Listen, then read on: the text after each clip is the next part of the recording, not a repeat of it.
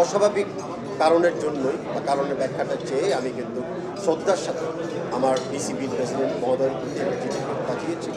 একটু অপেক্ষা করি যে নিশ্চয়ই কোনো একটা উত্তর আমরা পাবো। এই উত্তর থেকে আমি বাকি মন্তব্য ব্যক্তিগত করতে পারি।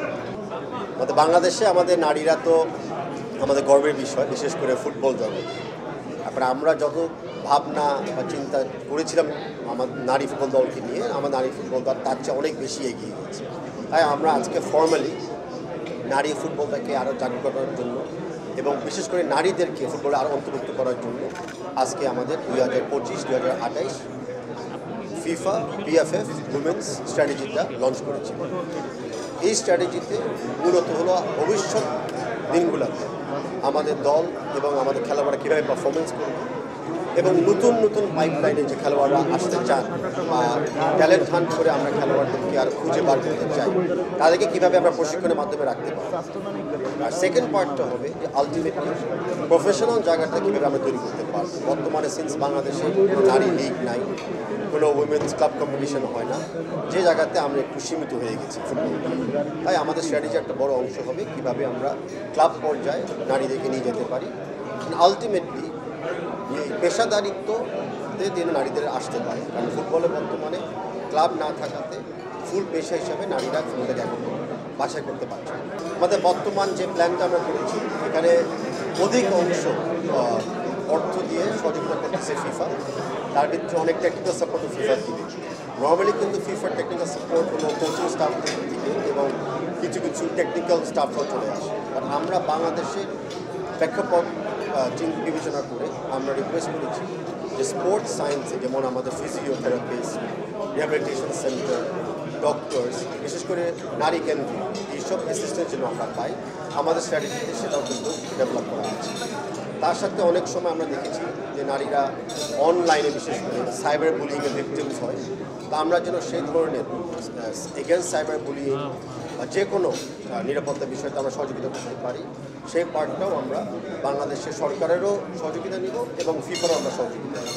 আমরা চাই একটা হোলিস্টিক স্ট্র্যাটেজি দিতে, যে কারণ একটা নারী তো খালি খেলোয়াড় না, সে একজন নারী। একজন নারীকে নাগরিক হিসাবে যত রকমের সুযোগ সেবা দেওয়া যায় সেটা আমাদের দায়িত্ব হবে দেওয়ার জন্য। দেখেন, আমরা যারা ফুটবল নিয়ে কাজ করি, ফুটবলটাকে বাংলাদেশে এবং বাংলাদেশের বাইরে জাগ্রত করার চেষ্টা করছি, যখনই আমরা ফুটবল নিয়ে কোনো নেতিবাচক কমেন্ট আমরা শুনি, অফকোর্স আমরা বিদ্যুৎ আঘাতপ্রাপ্ত হই। তবে তাও জাস্ট রিসেন্টলি আমাদের ক্রিকেট কনফারেন্সের সময় আমরা একটা বক্তব্য শুনেছিলাম যেটা ফুটবলের এগেনস্টে হয় এবং খেলোয়াড়দের উপর অপমানযোগ্য কমেন্ট করা হয়েছে। তার প্রসঙ্গে আমি ব্যক্তিগত প্যাডে বাংলাদেশ ফেডারেশনের পক্ষ থেকে বিসি সভাপতির প্রতি আমি একটা চিঠি পাঠিয়েছি। অ্যান্ড আমি আশা করি ওই চিঠির উত্তরে আমরা অনেক ক্লারিফিকেশন পাবো। যখন আমরা একটা ক্লারিফিকেশন পাবো বা বিসিবির অফিসিয়াল স্ট্যান্স আমরা জানতে পারবো, আমি বিশ্বাস করি সেখানে আমরা একটা সমাধানের পথ খুঁজে নিব। আমরা সবাই খেলোয়াড়, আমরা সবাই ক্রীড়াবিদ, মানে আমাদের সকল ফেডারেশনের দায়িত্ব হলো ঐক্যবদ্ধ থাকা। আমরা চাবো না কোনো একটা ইস্যুতে বা কোনো কারো ইস্যুতে আমরা এই ঐক্যবদ্ধতা আমাদের বিভক্ত করে ফেলি। তো আমি আশাবাদী যে অতি শিগগিরই আপনারা দেখবেন সকল ক্রীড়া ফেডারেশন এক হয়ে বাংলাদেশের জন্য এবং বাংলাদেশের কল্যাণের জন্য আমরা কাজ করছি। জি, কোন বক্তব্যকে কোন উদ্দেশ্য নিয়ে দেয় আমি ঠিক জানি না, তবে আমি তো এটুকু বলতে পারি যে ধরনের মন্তব্য আমরা অন্য একটা ফেডারেশন থেকে ফুটবল নিয়ে আমরা শুনেছি, স্পেসিফিকলি ফুটবল নিয়ে, সেটাকে স্বাভাবিক কোনো বক্তব্য হতে পারে না। তাই এই অস্বাভাবিক কারণের জন্যই বা কারণের ব্যাখ্যাটা চেয়ে আমি কিন্তু শ্রদ্ধার সাথে আমার বিসিবির প্রেসিডেন্ট মহোদয়ের চিঠি পাঠিয়েছি। একটু অপেক্ষা করি যে নিশ্চয়ই কোনো একটা উত্তর আমরা পাবো। এই উত্তর থেকে আমি বাকি মন্তব্য ব্যক্তিগত করতে পারি। জি, আমরা নারীদের ব্যাপারে, বিশেষ করে নারী খেলোয়াড়দের ব্যাপারে অনেক সমস্যা এর আগে আমরা দেখেছি, শুনেছি এবং সমাধানও করেছি, বা তাও অনেক সমস্যা নতুন করেও এসেছে। আর কিছু ধরনের সমস্যা আমরা এখনও সলভ করতে পারি। যেটা আমি বললাম যে হ্যারাসমেন্ট একটা ব্যাপার আছে, তাদের আগে যে আর্থিক প্রতিশ্রুতি বিএফ থেকে দিয়েছিলাম এবং বেতন ভাতাকে ইমপ্রুভ করার জন্য সেই ব্যাপারটা এখনো অসমর্থ রয়ে গেছে। তো আমরা প্রথমে বলতে চাচ্ছি যে আমরা কোনো ইস্যুকে ধামাচাপা দিচ্ছি না, আমরা সব ইস্যুকেই বড় করে দিচ্ছি। কারণ আমাদের এই আজকের প্রতিশ্রুতি এর আগেও ছিল, আগামীতে আমরা সব ইস্যুগুলোকে আমরা রিজলভ করলে অফকোর্স কাজ করতে গেলে কিছু হবে, নতুন নতুন সমস্যা তৈরি হবে, আমরা প্রত্যেকটাকেই মুখোমুখি করবো, আমরা পিছনে আমরা সবসময় আমরা তৈরি আছি যে কোনো বিষয়তে, ব্যক্তিগত হোক দলের হোক, যারা নির্বাচনে অংশগ্রহণ করছে তাদের ব্যাপারে যে কোনো সমস্যা আমরা শুনি, আমরা চিহ্নিত করে সমাধানের যাত্রায় চলে যাই।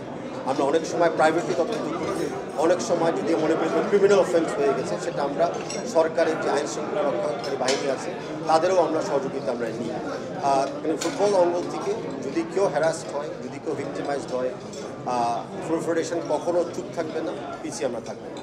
আমরা পাবলিকলি মাঝে মধ্যে প্রাইভেটলি অবশ্যই আমরা পদক্ষেপ নিই। সেই কারণে আমাদের ডিসিপ্লিনারি কমিটি আছে, আমাদের আপিলস কমিটি আছে, আমাদের প্লেয়ার স্ট্যাটাস কমিটি আছে।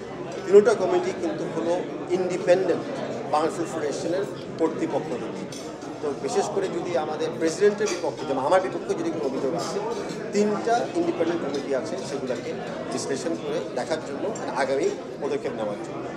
আমি বিশ্বাস করি যে কোনো কমেন্ট, ক্রিটিসিজম বা প্রবলেম আমরা শুনেছি, আমরা ইতিমধ্যে কিন্তু সবগুলোকে অ্যাড্রেস করা শুরু করে দিয়েছি। Thank you.